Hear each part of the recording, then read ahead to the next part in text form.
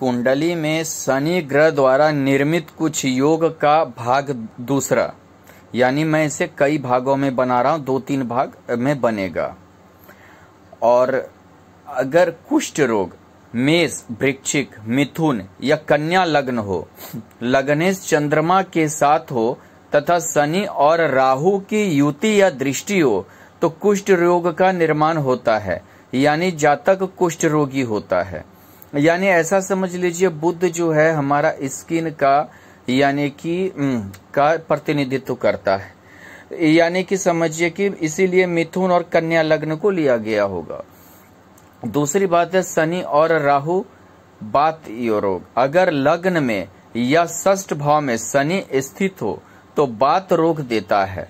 अगर लग्न में गुरु हो और सप्तम भाव में शनि स्थित हो तो भी बात रोग देता है, यानी कि षष्ठ भाव रोग का भाव होता है। लग्न हमारा शारीरिक प्रारूप होता है, जो ये दोनों भाव ही हमें ज्यादा रोग का, और अष्टम भाव यानी अचानक बड़े रोग का करता है। द्वादश भाव हमारा हॉस्पिटल वगैरह का करता है। दुर्भाग्य योग, अगर लग्नेश नीच का हो और भाग्य भाव में शनि और चंद्रमा तो जातक को भीख मांगकर गुजारा करना पड़ता है। यानी यदि लग्नेश या भाग्येश अष्टम में नीच का हो तो जातक अभागा होता है, यानी समझिए कि उसे कोई भी सुख प्राप्त नहीं होता है। अगर लग्नेश ऐसे भी नीच का हो गया, भाग्य भाव में शनि हो गया और चंद्रमा भी वो हो गया तो यानी विष योग तो भाग्य भाव में ऐसे ही बन गया, यानी पाप कर्म से धनाढ्य। अगर द्वादश भाव में शनि और राहु की युति हो और मंगल द्वारा दृष्ट हो या मंगल वहां पे की भी युति हो गई अगर, तो जातक पाप कर्मों द्वारा धन अर्जित करता है, यानी गलत कर्म से धन कमाता है। यानी समझिए कि शनि और राहु द्वादश में है, मंगल की युति है या दृष्टि है तो जाहिर सा बात है गलत कर्म से धन कमाएगा।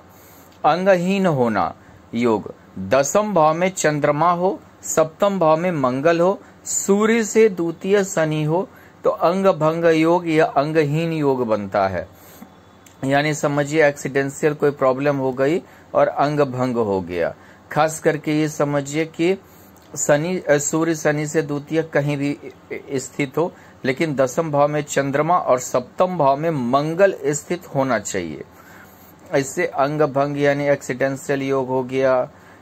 सदैव रोगी योग, यदि षष्ठ भाव और षष्ठेश दोनों पाप ग्रह से युक्त हो तथा राहु और शनि से युक्त हो तो जातक या जातिका सदैव रोगी होता है या किसी बड़े रोग से पीड़ित होता है।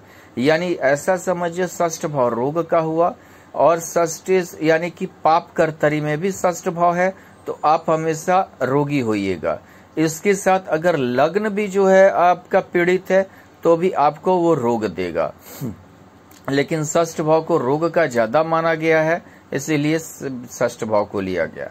मति भ्रम योग, यदि शनि लग्न में उपस्थित हो और मंगल सप्तम में, पंचम या भाग्य भाव में स्थित हो तो और चंद्रमा निर्बल हो तो यह योग बनता है। यानी आप दूसरे की बातों पे रह सकते हैं या उल्टा सीधा काम कर सकते हैं।